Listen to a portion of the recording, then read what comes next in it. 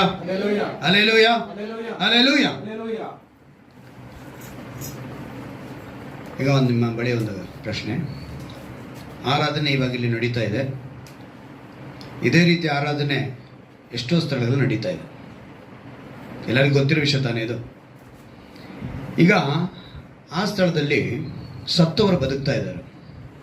ಇನ್ನೊಂದು ಸ್ಥಳ ಆರಾಧನೆ ನಡೀತಾ ಇದೆ, ಸತ್ತವರು ಬದುಕ್ತಾ ಇದ್ದಾರೆ, ಕುಂಟರು ನಡೀತಾ ಇದ್ದಾರೆ, ಕುರುಡರು ಸ್ವಸ್ಥತೆ ಹೊಂದುತ್ತಾ ಇದ್ದಾರೆ, ದೃಷ್ಟಿ ಹೊಂದುತ್ತಾ ಇದ್ದಾರೆ. ಕ್ಷಣ ಮಾತ್ರದಲ್ಲಿ ಅದ್ಭುತ ನಡೀತಾ ಇದೆ.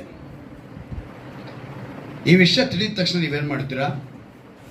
ನೀವು ಸಹ ಅಲ್ಲಿಗೆ ಖಂಡಿತವಾಗ್ಲೂ ಹೋಗ್ತೀರಾ.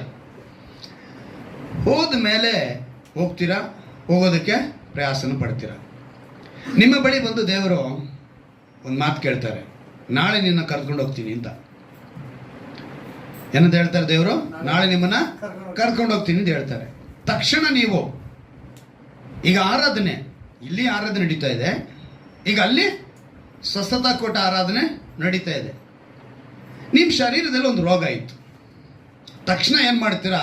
ದೇವರು ಹೇಳಿದ್ದೇನೋ ನಾಳೆ ನನ್ನ ಕರ್ಕೊಂಡು ಹೋಗ್ತೀನಿ ಅಂತ, ಇವತ್ತು ನಾವೇನು ಮಾಡಬೇಡಣ, ಆ ಆರಾಧನೆಗೆ ಹೋಗಿ ನಮ್ಮ ರೋಗನ ಬಿಡಿಸ್ಕೊಂಡು ಬಂದ್ಬಿಡೋಣ ಅಂತ ಹೇಳಿ ಅಲ್ಲಿಗೆ ಹೋಗೋದಕ್ಕೆ ಪ್ರಯತ್ನ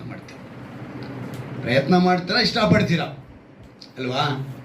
ಅಂದರೆ ಇವತ್ತು ದೇವ್ರಂಗೆ ಮಾತು ಹೇಳಿದ ತಕ್ಷಣ ನಾಳೆ ಅನ್ನೋ ಪದನ ನಾವು ಯಾವ ರೀತಿ ಅರ್ಥ ಮಾಡ್ಕೊಂಡು, ನಾಳೆ ಅನ್ನೋದು ನಿನಗೆ ಗೊತ್ತಿದೆಯಾ? ನಾಳೆ ನೀನು ಇದೆಯಾ ಇಲ್ಲ ಅನ್ನೋದು ನಿನಗೆ ಗೊತ್ತಿಲ್ಲ. ನಾಳೆ ವಿಷಯ ಕುರಿತು ಚಿಂತೆ ಮಾಡಬೇಡ ಅಂತ ಹೇಳಿದ್ದಾರೆ ದೇವರು. ಅದಕ್ಕೆ ನಾಳೆ ಬಗ್ಗೆ ನಿಂಗೆ ತಿಳಿದಿಲ್ಲ. ಆದರೆ ನಾಳೆ ಅನ್ನೋ ಪದ, ಆ ಒಂದು ದಿನ ಅನ್ನೋ ಪದ, ಆ ಒಂದು ದಿನ ಯಾವಾಗ ಅಂತ ಗೊತ್ತಿಲ್ಲ. ಅದಕ್ಕಿಂತ ಮುಂಚೆ ನೀನು ಮಾಡಬೇಕಾಗಿರೋದು ಅಂದರೆ ಮಾನಸಾಂತರ ಹೊಂದಬೇಕಿತ್ತು. ಹಲ್ಲೆಲೂಯಾ. ನೀವು ಮಾನಸಾಂತರ ಹೊಂದಿದ್ದೀರಾ, ನೀವೇನೇ ರೋಗ ಬಿಡುಗಡೆ ಆಗಬೇಕು, ಸ್ವಸ್ಥತೆ ಆಗಬೇಕು ಅಂತ ಹೋಗಿ ಪ್ರಯೋಜನ ಏನು ಬಂತು? ರೋಗ ಇದ್ರೆ ಏನಂತೆ, ನಾಳೆ ದೇವರು ಬಂದ್ರು ನಿನ್ನ ಕರ್ಕೊಂಡು ಹೋದ್ರೆ, ನೀನು ಮಾನಸಾಂತರ ಹೊಂದಿದ್ರೆ ನಿನಗೆ ಪರಲೋಕ ರಾಜ್ಯ. ಹಲ್ಲೆಲೂಯಾ. ನಾವೇನು ಮಾಡಬೇಕು? ವಾಕ್ಯನ ತಿಳಿದುಕೊಳ್ಳುವುದಕ್ಕೂ ವಾಕ್ಯನ ಕೇಳುವುದಕ್ಕೂ ಆಸಕ್ತಿ ಪಡಬೇಕು.